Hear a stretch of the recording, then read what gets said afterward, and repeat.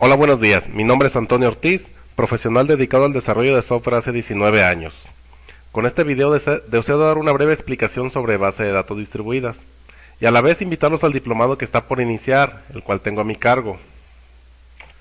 Empezaremos definiendo qué es una base de datos distribuida. La definición formal nos dice que es un conjunto de múltiples bases de datos lógicamente relacionadas, las cuales se encuentran distribuidas en diferentes ubicaciones geográficas e interconectadas por una red de comunicaciones. Revisando esta definición, podemos extraer algunos elementos muy importantes que contiene.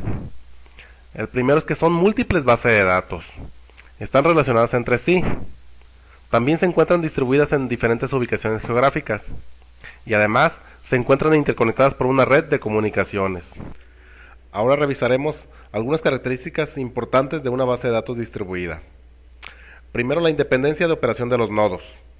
Implica que si hay una interrupción en la red que comunica los nodos, o se cae algún nodo, o varios, debe existir la capacidad de operar de manera totalmente independiente, al menos con operaciones que no involucren a otros nodos. Un ejemplo claro de esto, pues es un banco, ¿verdad? Cuando vamos a alguna sucursal y hay problemas con la red, siempre nos indican que solo podemos hacer depósitos y retiros de esa sucursal. No se pueden hacer transferencias entre bancos o entre sucursales. La transparencia de ubicación. Significa que los datos deben ser accesibles de la misma manera desde cualquier nodo, comportándose como una sola base de datos. Siguiendo el ejemplo del banco, nos permite consultar o retirar dinero en cualquier cajero de la red ubicada en cualquier lugar. Para poder cambiar de un esquema centralizado a uno de base de datos distribuida, los datos deben particionarse. La lógica nos indica que los fragmentos resultantes de particionar se deben separar colocándolos en el sitio que más se requieren. Así, los clientes de la Ciudad de México, por ejemplo, sería recomendable mantenerlos en un servidor ubicado en la Ciudad de México, los de Guadalajara en Guadalajara, y así sucesivamente. Como consecuencia del particionamiento de datos y la ubicación correcta de los fragmentos resultantes en las ubicaciones que más se requieren, el rendimiento general se mejora, pues el proceso de administración de los datos se distribuye a través de toda la red. Ahora veamos un ejemplo. Una empresa que tiene sede en diferentes ciudades y que tiene una base de datos global de todos sus clientes almacenados. Si se desea cambiar a una arquitectura distribuida, se deberá particionar la base de datos. Lo más recomendable es hacerlo en relación con las ubicaciones físicas.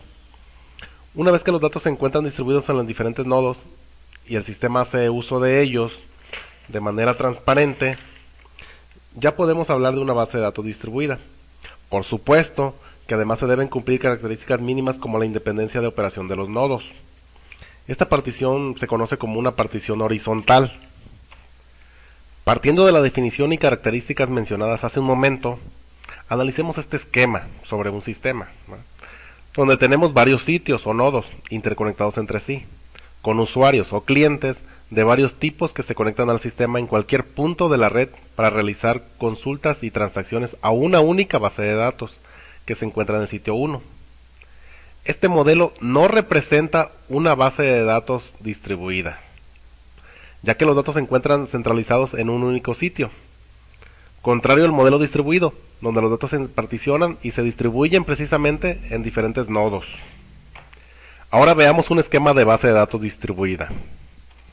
En este modelo se representan varios nodos que contienen una base de datos con una fracción de la base de datos inicial y diferentes usuarios o clientes que hacen uso del sistema a través de la red que los interconecta.